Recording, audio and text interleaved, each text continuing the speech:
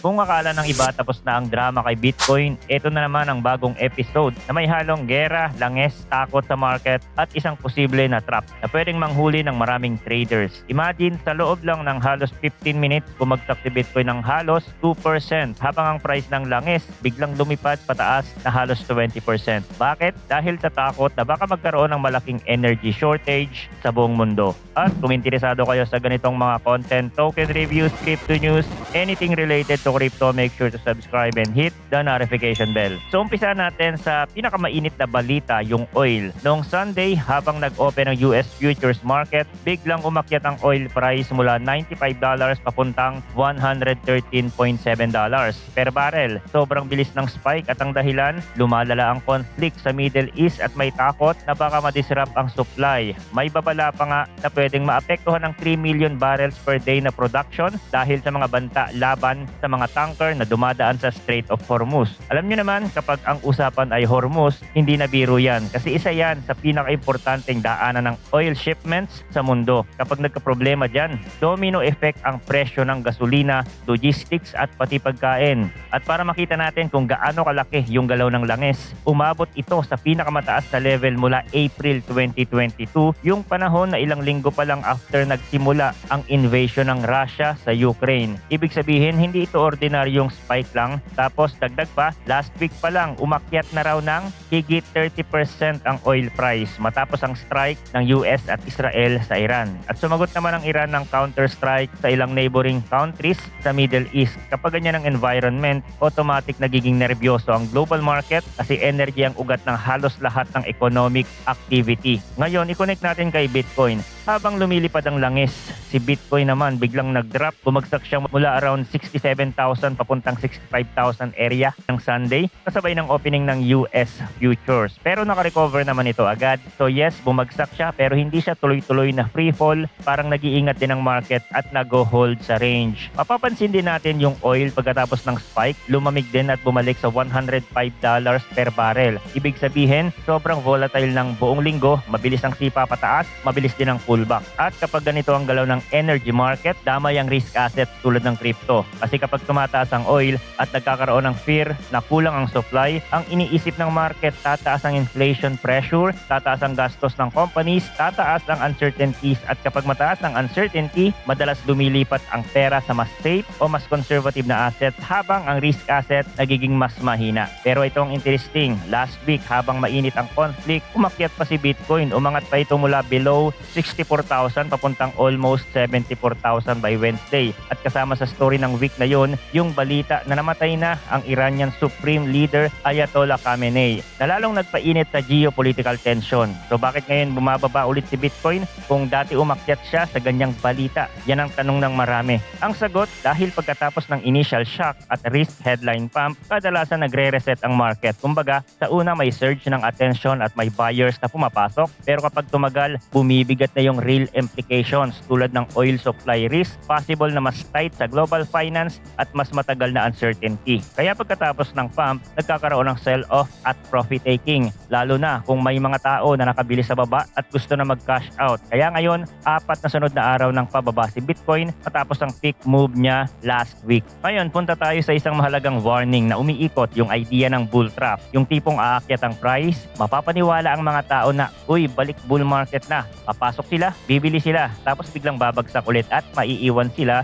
sa taas. Ayon sa isang kilalang on-chain analyst na si Willy Woo, possible raw na may bull trap na nabubuo. At ang mas nakakakaba, sinabi niya na pwedeng tumagal ito hanggang end of April. Ibig sabihin may chance na mag-rally, pero hindi ito yung rally na tuloy-tuloy na paakyat. Pwedeng rally lang para i-test ang resistance tapos balik ulit sa downtrend. Importante rin yung basis ni Willy dito, hindi raw siya nakatingin lang sa price. Mas nakatingin siya sa liquidity, yung flow ng capital at kung bumabalik ba ang tamang klase ng long-term investors. Sinabi niya rin na kung bumalik ang capital ng malakas at long-term ang dating, handa siyang baguhin ang perspective niya. So hindi ito fixed na hula pero may warning siya sa ngayon, hindi pa niya nakikitang tapos na ang bearish phase. At mas derechahan pa, sinabi niya din na si Bitcoin daw ay solidly nasa gitna ng bear market. Ano ang ibig sabihin nun? Kadalasan daw kasi pagkatapos ng mabilis na drop, hindi agad-agad nagbo-bottom. Madalas magsa-sideways muna, bubuo ng range, tapos magma-mount ng rally para itest ang resistance. Doon mo makikita kung may tunay na demand o hype rally lang. Sa kasalukuyan, si Bitcoin ngayon ay halos 47%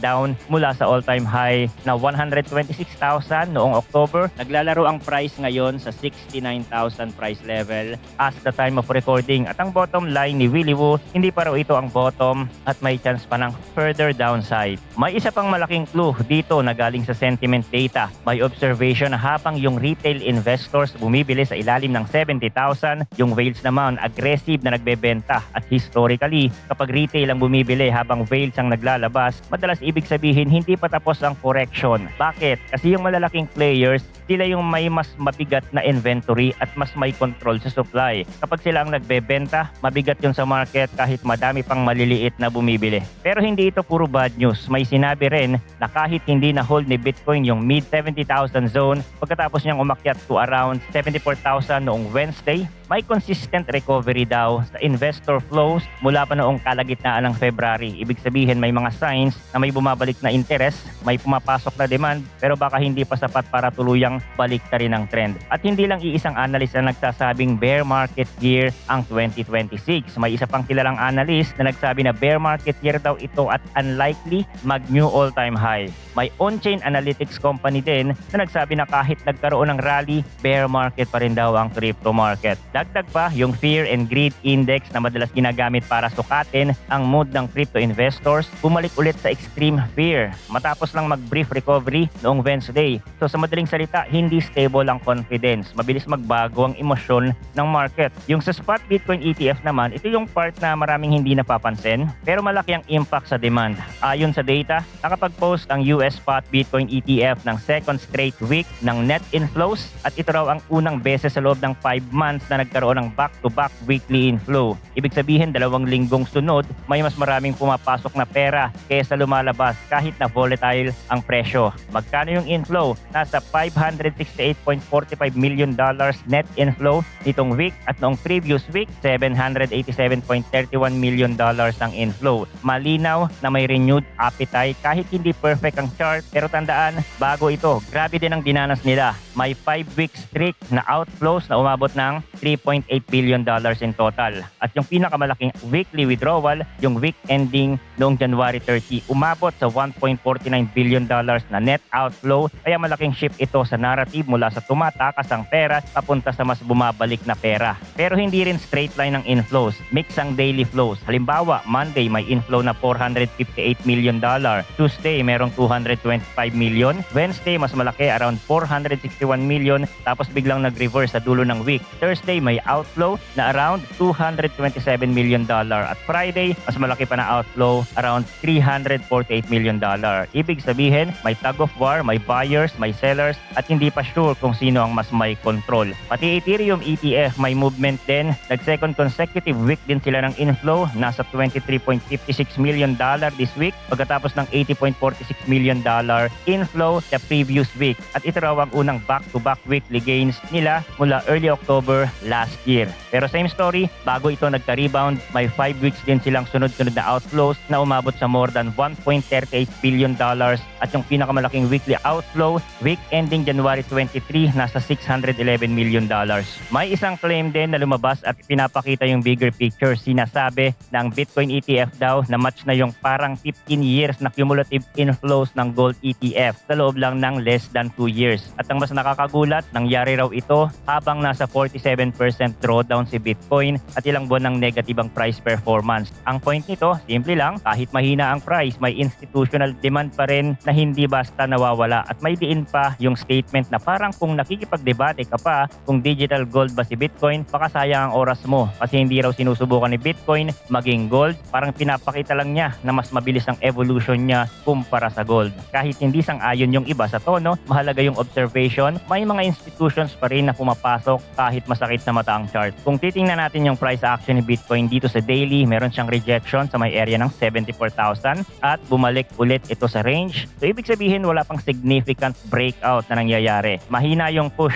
Kung mapapanatili ni Bitcoin ng consecutive higher low formation dito, kung hindi na siya magka-create ng new low, then mas mataas ang chance ng possible breakout pa itaas and retest this area kasi malaki pa yung liquidity dyan. Now, dahil mahina ang macro, maraming negative sa global market, kaya dominated pa din ng fear ang market. Kaya ang sitwasyon ay kontrolado pa din ng mga sellers at andun pa nga din ang posibilidad ng another leg down. Okay? So yun lang ang crypto update natin for today. Thanks for watching again. Good luck and see you on the next video.